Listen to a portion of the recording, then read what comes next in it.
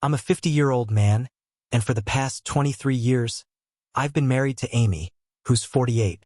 Together, we have 3 children.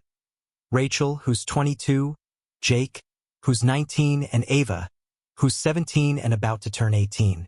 Our children are mostly grown up now, with Rachel having moved out to start her career after finishing college, Jake living in a college dorm, and Ava spending time at a friend's house. Over the years, like any couple, we faced our share of challenges, but I never anticipated things would take such a drastic turn. Recently, Amy confessed something that shook me to my core. For the past 2 years, she had been having an affair with a younger coworker named Matt, who is 27. She chose a quiet day when the kids weren't home to drop this bombshell on me. I was completely blindsided when she told me about the affair and revealed that she planned to take their relationship further. She explained that with our children growing up, Ava about to be an adult and Rachel and Jake focused on their own lives, she felt it was the right time to tell me the truth. I was devastated. I couldn't process what she was saying.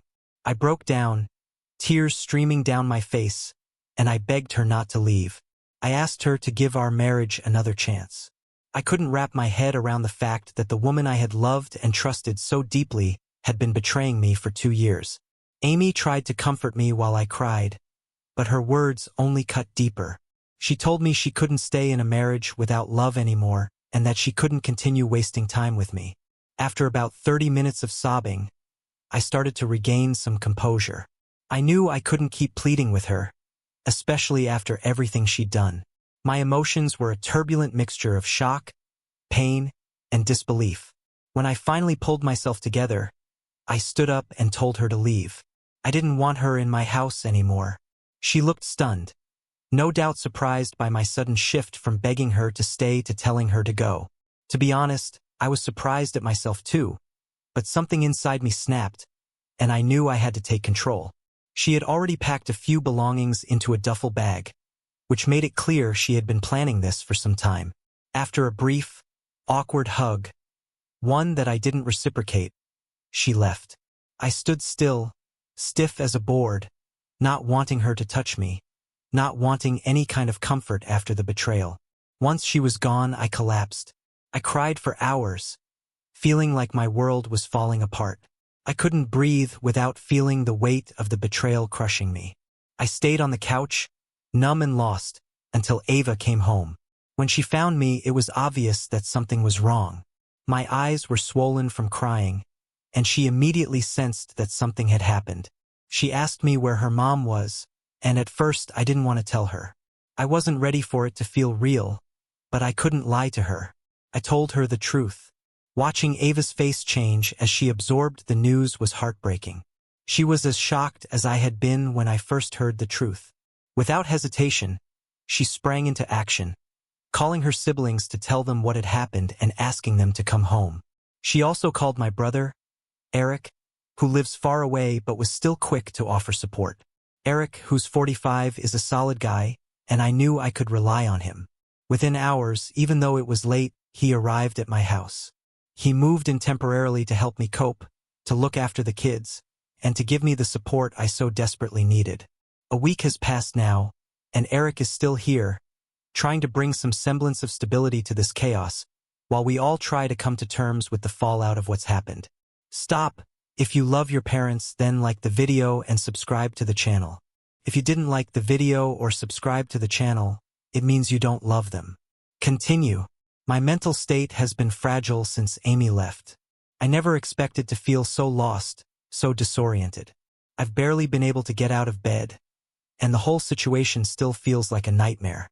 The shock still hasn't worn off, and it's been incredibly hard to come to terms with everything. I'm doing my best to stay strong for the kids, even though inside, I'm falling apart. I'm grateful for their support and for Eric's, but the weight of the betrayal still feels unbearable. It's not just that Amy left. It's the fact that she deceived me for 2 years, and I had no idea. A week after Amy left, I was taken by surprise when I got a call from her. We hadn't spoken since she left, and I had no idea what this call was about. She sounded upset, and when she asked about the kids, I told her they were all here with me, keeping my tone as neutral as I could. I didn't want her to sense that I still cared. But then she started crying, and even though I knew I shouldn't feel for her, a part of me did. She told me that Matt had rejected her. He turned her down when she asked if she could move in with him after leaving our home. He said he wasn't ready for anything serious and wanted to keep living freely. He also mentioned that due to her age and the fact she had 3 children, she wasn't the kind of person he wanted to build a future with. Amy was devastated, crying for a long time, saying she had nowhere to go. She told me she had been staying in a hotel for the past week. She also revealed that our kids had blocked her on social media and were refusing to speak with her. She begged me to take her back, to let her come home, and to give our marriage another shot. Her breakdown was hard to ignore, but I couldn't forget what she had done. Anger quickly replaced the sympathy I initially felt. I was furious that she thought I would even consider taking her back. I told her there was no way I would let her return.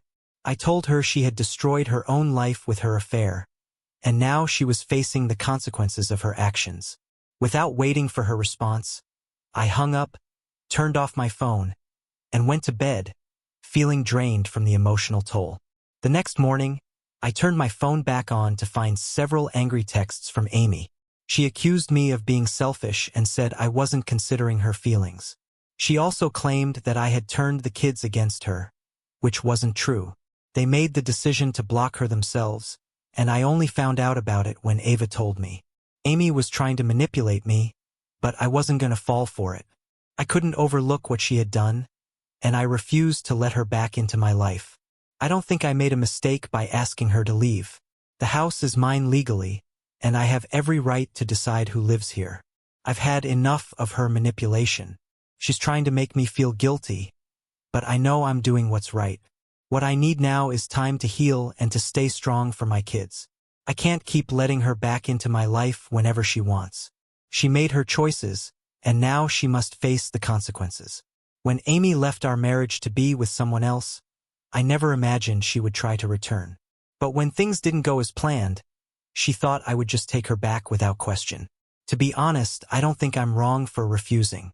I want to be sure that my decision wasn't just out of anger or hurt, so I reached out to others for advice. I needed perspective to make sure I wasn't being too harsh after sharing my decision not to let Amy back into my life. I received overwhelming support. The response has made me realize how much I had been manipulated by Amy into doubting myself. She had made me question my decisions, but the encouragement I received from others helped me see that I was right to stand firm. Had I softened my stance and taken her back, it could have led to a future filled with doubt and dissatisfaction. The support I received from everyone who responded to my post helped me understand how important it was to stand firm.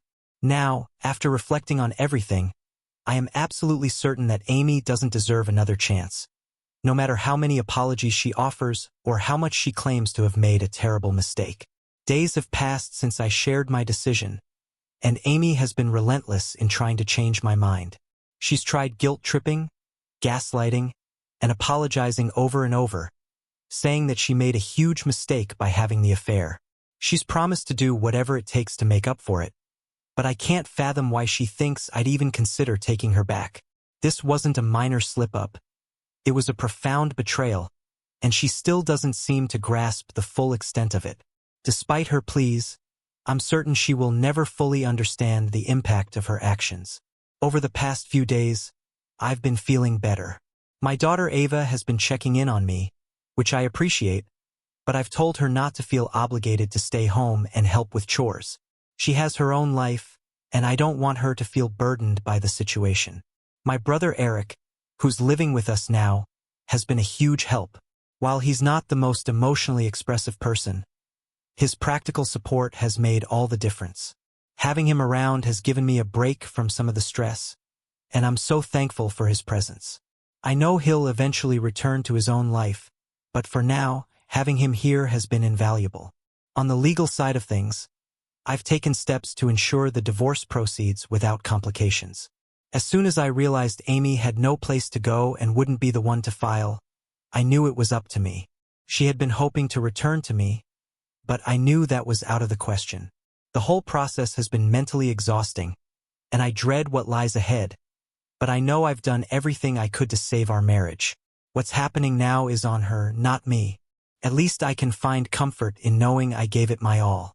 I'm relieved that my kids are grown now because I can't imagine the added stress of a custody battle on top of everything else. While it's hard to accept how things have ended, at least I'm spared from fighting for custody or visitation. Amy was officially served with divorce papers, and her reaction has been exactly what I expected. Full of spite and blame. She's been sending me nasty messages, accusing me of ruining her life and saying that this is just my way of getting revenge for her having a little fun. She's even insulted my appearance, calling me nearly 50 and pointing out my receding hairline. While I admit I've let myself go a bit over the years, it still stings to hear those things from her. Deep down, I know she's just projecting her own dissatisfaction onto me. She wanted something new and exciting, but now that it's all falling apart for her, she's blaming me for everything. I spent years ignoring the red flags in our relationship because I loved her, and now I feel foolish for not seeing them sooner. But now that she's soon to be my ex-wife, I can finally see her for who she truly is. There's still a small part of me that cares for her, which I find embarrassing to admit. It's that part of me that's kept me from completely cutting her off. I haven't blocked her yet. I know I need to, though, as her behavior is becoming increasingly toxic. I just haven't found the strength to sever all ties yet, but I know it's necessary. In an ironic turn of events, Amy got caught up in drama with Matt, the man she cheated with. She posted a rant online claiming that Matt had led her on for 2 years before dumping her because he didn't see a future with her. Some of his former lovers even joined in, confirming that he had been involved with multiple women at the office, further validating that he had no real interest in her. A small part of me feels sorry for her, but at the same time, I can't help but see this as karma.